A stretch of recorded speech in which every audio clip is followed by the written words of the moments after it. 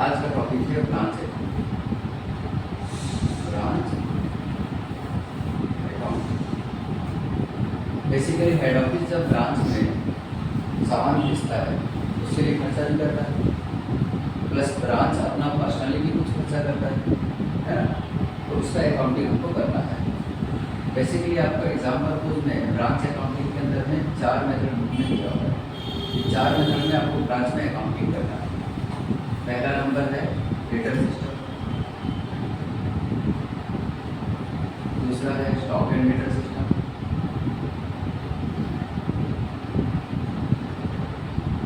तीसरा है final account method और चौथा है होलसेल प्राइस।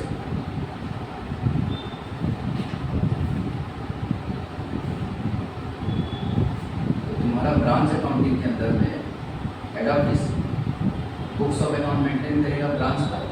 तो हेड ऑफिस जब बुक्स ऑफ अकाउंट ब्रांच का मेंटेन करेगा तो ये 4 मेथड फॉलो करेगा। उसमें सबसे पहला मेथड क्या है? डेटर सिस्टम, दूसरा स्टॉक एंड डेटर सिस्टम, तीसरा फाइनल अकाउंट, चौथा होलसेल प्राइस मेथड। तो डेटर सिस्टम और फाइनल अकाउंट मेथड करने पड़ेंगे, उसके बाद स्टॉक एंड डेटर सिस्टम पढ़ेंगे, लास्ट में फिर होलसेल प्राइस मेथड पढ़ेंगे। ठीक है, तो सबसे पहले क्या पढ़ेंगे?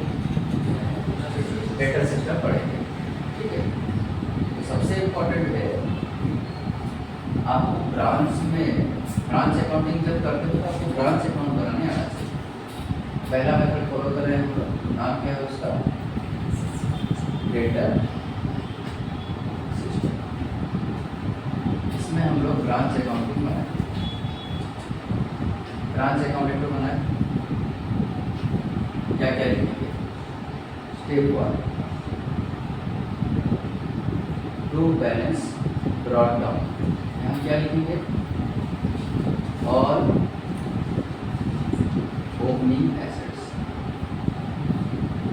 जितना भी आपका एसेट्स था इसको सबसे पहले लिखेंगे। This is step 1। Opening assets सबसे पहले लिखेंगे और ओपनिंग लायबिलिटी रहेगा तो बाय बैलेंस ब्रॉट डाउन और opening liabilities. This is also step 1। ये दोनों स्टेप 1 में जाएगा। ओपनिंग एसेट्स यहाँ पर हम लोग को लिखना है, ओपनिंग लायबिलिटी यहाँ पर लिखना है। स्टेप 1। स्टेप 2 में क्या रहेगा? अगर ओपनिंग एसेट्स यहाँ पर रहेगा डेबिट में, तो क्लोजिंग एसेट्स कहाँ रहेगा? क्रेडिट में। यहाँ लिखो बाय बैलेंस क्रेडिट डाउन और closing assets. This is step 2। Opening liability को क्रेडिट में दिखाए हुए तो क्लोजिंग लायबिलिटी को डेबिट में दिखाया, रिवर्स साइड में। बैलेंस क्रेडिट डाउन और क्लोजिंग लायबिलिटी। इसको बेसिकली बैलेंस क्रेडिट डाउन नहीं करना और क्लोजिंग लायबिलिटी को भी दिखा देना इसको। ठीक है, दिस इज स्टेप 2। इसके बाद step 3 to goods sent to branch less return। Branch में कितना सामान खींचे? अगर ब्रांच के लिए खर्चा किए हो तो टू बैंक। ठीक है, स्टेप 4। स्टेप 5 में वाई कैश सेल्स और दूसरा by cash collected from debtors. कितना पैसा डेटर से कलेक्शन किया? स्टेप 5। ठीक है, यहाँ पर कैश सेल और क्रेडिट सेल मत दिखा देना। यहाँ कैश सेल दिखाओगे और डेटर जो उधारी में बेचे उसमें से कितना कलेक्शन करे वो दिखाना पड़ेगा। उसके लिए तो डेटर अकाउंट भी बनाना पड़ेगा। एक डेटर अकाउंट बनाओगे डेटर हमारा एसेट्स होता है, इसलिए ओपनिंग बैलेंस कहाँ से चालू होगा? डेबिट से चालू होगा। टू बैलेंस ब्रॉट डाउन, नहीं 1 तारीख को मेरे डेटर से कितना पैसा लेना था? 2000 लेना था। टू क्रेडिट सेल्स, मैं इसको क्रेडिट में कितना का माल बेचा? 1 लाख का माल बेचा, ठीक है। क्रेडिट में कितना का माल बेचा? 1 लाख का माल बेचा। तो टोटल उससे कितना पैसा लेना चाहिए? 1,02,000 रुपया। बाय बैलेंस क्रेडिट डाउन, मेरे को कितना पैसा देना बाकी? वो कितना पैसा देगा मेरे को? 8,000 अभी भी वो बाकी रखा है। इसका मतलब साल भर में कितना पैसा दे दिया? माइनस करके बताओ। बाय कैश या बाय बैंक कितना होगा? 94,000। ये जो कलेक्शन हुआ डेटर से ना, इसको आपको यहाँ लिखना है 94,000। एग्जाम में डेटर अकाउंट दिए दे देगा, तुमको डेटर अकाउंट बनाना पड़ेगा। इसका ओपनिंग बैलेंस, उसका क्लोजिंग बैलेंस, यहाँ पर क्रेडिट से बाकी जो बचा वो वहाँ लिखोगे। अगर और भी डेटर का एडजस्टमेंट किया रहेगा, नहीं डेटर गुड्स रिटर्न किया, बाय डेटर डिस्काउंट मांगा, बाय डिस्काउंट, डेटर बैड डेब्ट हो गया, बाय बैड डेब्ट, वो सब यहाँ पर लिखा। लेकिन अगर क्वेश्चन में दिए रहेगा प्रोविजन पर डाउटफुल डेब्ट 5% है, वाला डेटर अकाउंट में शो नहीं होता है। प्रोविजन पर डाउटफुल डेब्ट, प्रोविजन पर बैड डेब्ट का परसेंटेज क्लियर होता है ना, वो सब चीज़ डेटर अकाउंट में नहीं जाता है। कैश से डेटर अकाउंट में नहीं जाता, ठीक है, याद रखना उसको। ठीक है, इतना कर लिए। लास्ट में क्या निकालोगे? उधर का टोटल से इधर का टोटल माइनस करोगे और वहाँ पर फिर स्टेप 6 में क्या लिखोगे? To general profit and loss account, balancing figure, जितना प्रॉफिट हो गया उसको लास्ट में यहाँ लिखा दीजिए। डेटा अकाउंट जो राउंड है लीजिए वर्किंग नोट, एक वर्किंग नोट बनेगा।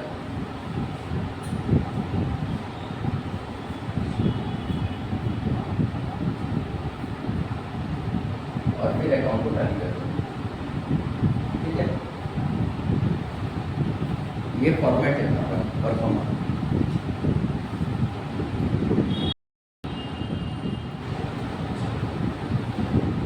देखो एक क्वेश्चन क्या दिया है, ब्रांच अकाउंटिंग है, हमको डेटर सिस्टम में सॉल्व करना है। ओपनिंग बैलेंस दिया है स्टॉक का 12,500, डेटर्स दिया है, पेटी केस दिया है। ओपनिंग में बैलेंस तीनों का दिया है, क्लोजिंग बैलेंस भी तीनों का दिया हुआ है, ठीक है। बाय बैंक कैश सेल कितना किए? 12,000। कलेक्शन फ्रॉम डेटर कितना है? 30,000। Okay. Good send to branch कितना है? 40,000। रिटर्न कितना किए? 5,000 का। टोटल कितना हुआ? 35,000। और हम लोग बैंक भेजे हैं, सॉरी ब्रांच को भेजे हैं ये सब खर्चा। 3,000 रेंट का, 8,000 सेलिंग का, miscellaneous expenses का 1,000, टोटल 12,000 का भेजा है, ठीक है। बुक में मिसप्रिंट है कुछ जगह में, जैसे यहाँ पर पेटी केस होना चाहिए, उसकी जगह 25 लिखा हुआ है, करेक्ट। 25 को काट के पेटी केस कर दो।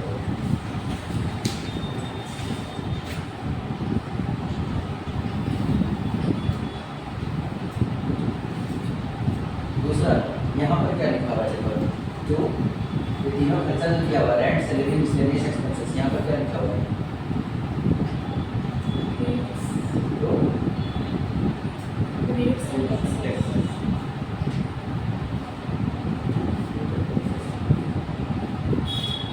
चार्जेस सेंड टू बैंक लिखा हुआ है। ये तीनों हेडिंग ये तीनों जो लिखा हुआ है ना, ये तीनों लिखा हुआ है, उसके ऊपर जो लिखा हुआ है उसको बोल रहा हूँ मैं, वो क्या लिखा हुआ है बताओ?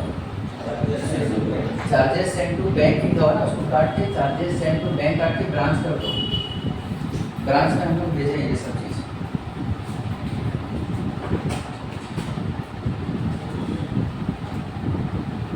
ठीक है।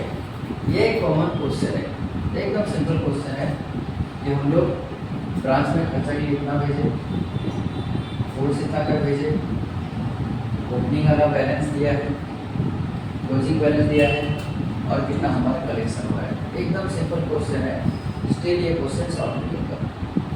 वाई? बिकॉज यहाँ लिखा हुआ है हेड ऑफिस गुड्स सेंड करता है ब्रांच को कॉस्ट प्लस 25% कॉस्ट का 25% अपने से इनवॉइस पैसा कितना परसेंट होता है? 20% होता है, करेक्ट। उस टाइम में लॉजिक समझाया था मैं, क्या लॉजिक था?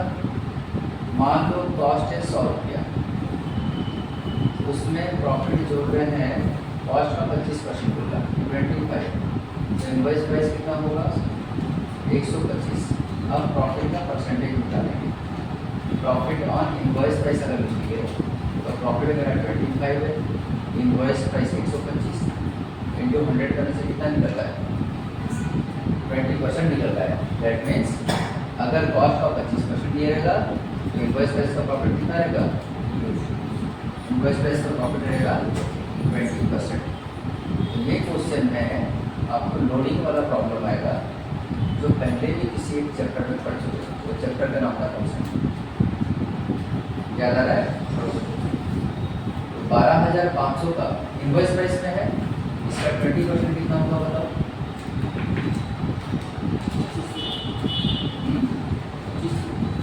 2500। उसको बाय स्टॉक रिजर्व बोल के दिखा दो, ठीक है। उसी प्रकार से क्लोजिंग स्टॉक कितना का है? 15,000 का है, टू स्टॉक रिजर्व लिखोगे 15,000 का 20% कितना? 3,000 हुआ। फिर गुड्स सेंड टू ब्रांच कितना है? 35,000, ये भी इनवॉइस प्राइस पे है, उसका invoice rate by goods send to branch, bracket में लिखा दो इसका लोडिंग प्राइस 35,000 का 20%, 7,000। इतना करने के बाद जो बचेगा वो general profit and loss account में बैलेंसिंग फिगर के ट्रांसफर हो जाएगा। बताना कितना हो रहा है?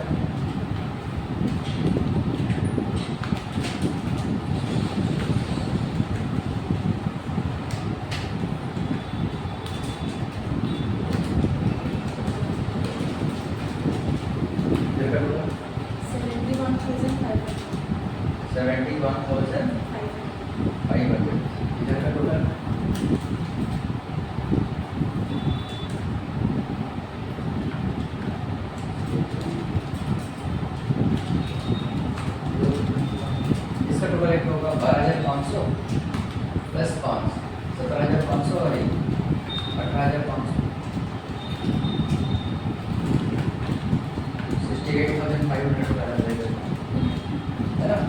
अब दोनों को माइनस